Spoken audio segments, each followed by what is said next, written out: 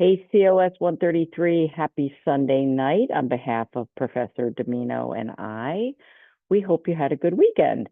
It was great seeing you guys last week in class to do our in-class discussion. And I wanted to get a chance before I get into what we're working on this week. I wanted to get a chance to talk to you and to follow up on a couple of stressors that you pointed out in class. And a number of you talked about stressing already for the Regents exam. And I believe you're having two Regents exams, Earth Science, if I'm not mistaken, and possibly a Math Regents exam this year. And so what I wanted to point out to you is remember from reading the chapter on stress and wellness and health that there is good stress, right? Stress isn't all bad. So the fact that you're stressing about it now and it's the end of April is not a bad thing because it helps to motivate you, right? It helps to say, okay, this big thing is coming up and I have to prepare for it. So remember, stress can be a good motivator. So what should you do about it? Somebody else pointed out, well, I don't really have time to prepare right now for the Regents exam. And that's the good thing about it being kind of far away in June is that you can do little things to prepare. So maybe you get some review books, right? And start looking. I don't know, back when I took Regents exams, they had Regents review books. I think they still do. I think online resources like Quizlet, other things like that can help you to start to get together little summary sheets. Remember what we've learned, some tools, flashcards, summary sheets. You could start putting together some summary sheets of things you want to study to get yourself ready for the Regents exam. You could also talk to your teachers in those subjects, right? And say, what should I focus on? Or ask them if they're going to have review sessions as you get closer in June. Maybe even go over with them some topics in the course, whether it be math or the science class, that you had trouble with throughout the year.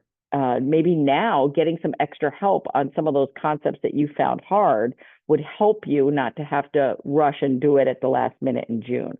So there definitely are little things you could be doing now to reduce that anxiety. And as you get closer, preparing, just like we've talked about in this class, start, maybe the end of May, give yourself a schedule of what you're going to do when to get yourself ready for the Regents exam. So I wanted to make sure we touch base on that and that you can actually work together to try to help by studying in groups and talking to each other about what you're going to do to prepare. So let this stress of Regents exams motivate you to get moving. And also remember, it's another exam. We call things Regents exams or finals or SATs, and it amps up the anxiety, right? It's just any other test. Yes, it's important, but look at it like you get an opportunity to show what you've learned throughout the year, okay? And do all the things we talked about with self-care to make sure that you're not overly stressed at the time of the test. So good luck with those Regents exams. And so let's take a look at what we're going to be working on this week. You're going to be finishing up Module 6 on health and wellness. And by all means, any other quizzes from previous modules, assignments, try to get those in as quickly as possible. We've done the in-class discussion. Hopefully you have read through the chapter and the PowerPoint presentation because tomorrow, Monday, the 28th, the quiz is due on this chapter. So make sure you get that done. And then we are headed towards the final project. And I'm going to show you that. I thought we had opened it, but I'll make sure it's open by tomorrow, Monday. But hang on. My modules are loading. Sorry about that. We are going to start working on the final project. And the first thing that you're going to do, this is going to be due next Monday, so a week from tomorrow, and that is writing a letter to a future COS student in Greece Olympia, future ninth grader taking the class. It should be at least one typed page, and we're going to be looking for content and attention to detail and grammar. Again, some of you have been using lowercase I and abbreviated words. Really try to avoid that for this letter. And again, that's going to be due May 5th. And then you're going to start working on your group project guidelines. You're going to be working on, Mr. Dunshee said that you guys signed up for your group, which is great. Once you have a chance to write your letters, you're going to be talking about your letters in the group, and you're going to use that to come up with your 3 top things that you learned. And the assignment sheet that we handed out in class goes through what all the slides should show if you're going to do slides or posters or what have you.